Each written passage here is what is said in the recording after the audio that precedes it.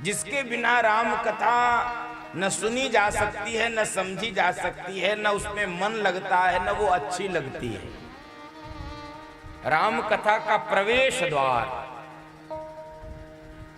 राम कथा की अर्हता, राम कथा की योग्यता, राम कथा सुनने गाने की योग्यता क्या है, अर्हता क्या है, क्या अनिवार्य वस्तु है जो राम कथा सुनने से पहले होनी चाहिए,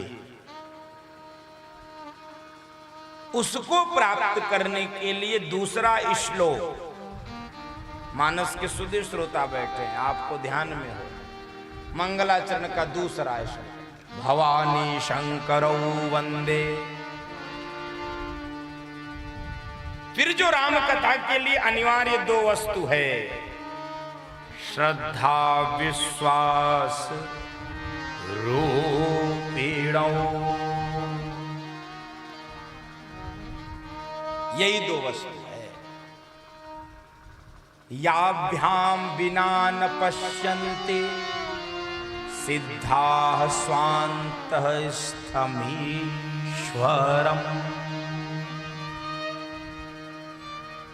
भगवान शिव और मैया पार्वती को प्रणाम किया है। कौन है शिव पार्वती? श्रद्धा और विश्वास। और जीवन में जब तक श्रद्धा और विश्वास नहीं होता है बंधु माता,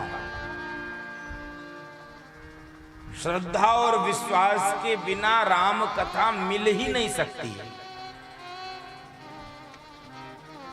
श्रद्धा विश्वास, भगवान शंकर विश्वास है।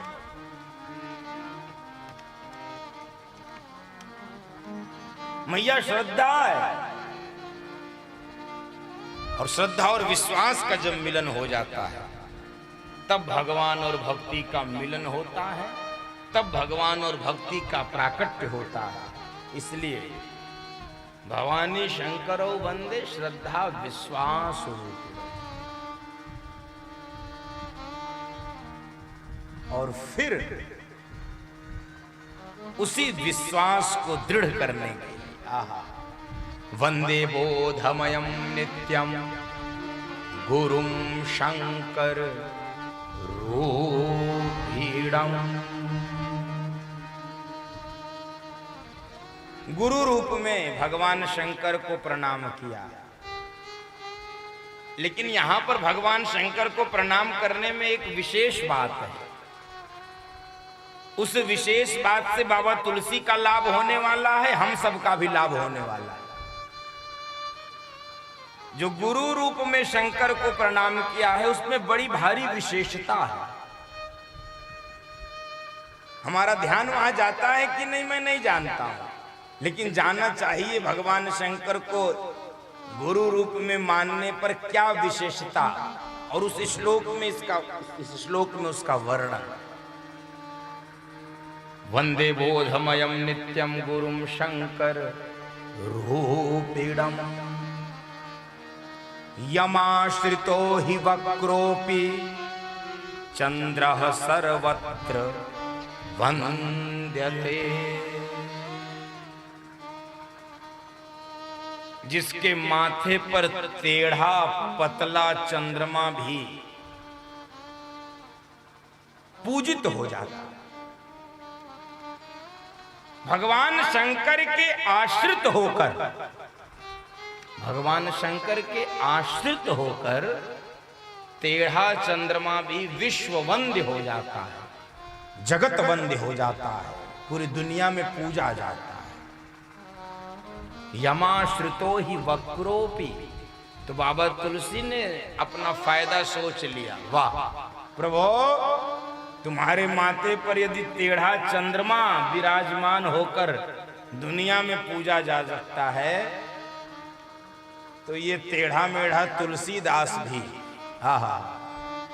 ये टेढ़ा मेढ़ा तुलसीदास भी, इसके भी जीवन की नैया पार लग जाएगी। जब टेढ़ा चंद्रमा आपके माथे पर विराजमान होकर जगत वंद्य हो सकता है, तो ये टेढ़ा मेढ़ा तुलसीदास भी। और बंधुओं माताओं, मंगलाचरण में सबको प्रणाम किया। वाल्मीकि जी को, हनुमान जी को प्रणाम किया, कवीश्वर कपीश्वर, मां जानकी को प्रणाम किया, उद्भव स्थित संहार कारणीं क्लेश हारणीं, सबको प्रणाम करके फिर गुरुदेव पर ही आकर सोरठा में मंगलाचरण को प्रणाम किया है। संस्कृत के श्लोक के बाद सोरठा, सोरठा में जो अंतिम सोरठा, वंदौ गुरुपद कंज कृपा सिंधु नर रूप हरि, महामोहतम पुंज चासु वचन रवि कर निकर।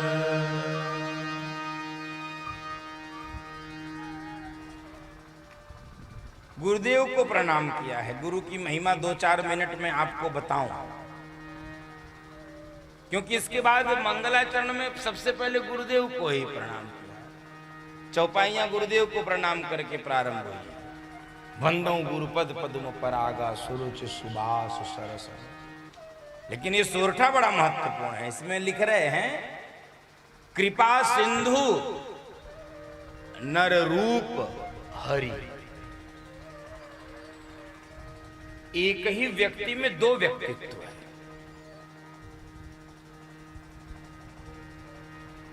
एक व्यक्ति है, व्यक्तित्व दो है।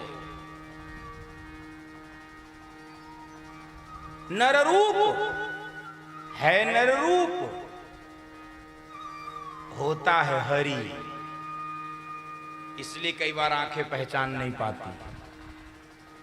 वो करुणा का सागर है, कृपा का सागर है। नर रूप में हरि है, नर रूप में हरि, नर रूप हरि। और ऐसे गुरुदेव को प्रणाम करें।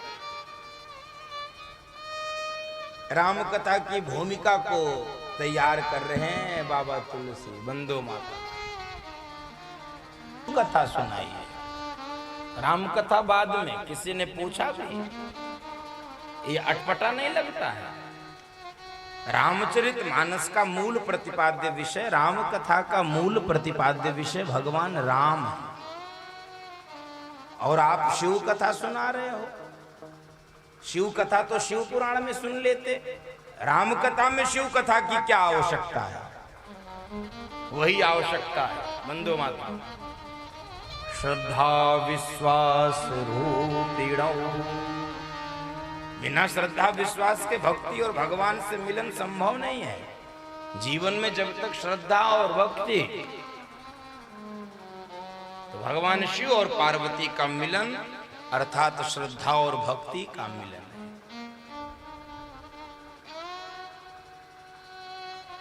इसलिए याज्ञवल्क्य ऋषि ने पहले शिव कथा सुनाई। शिव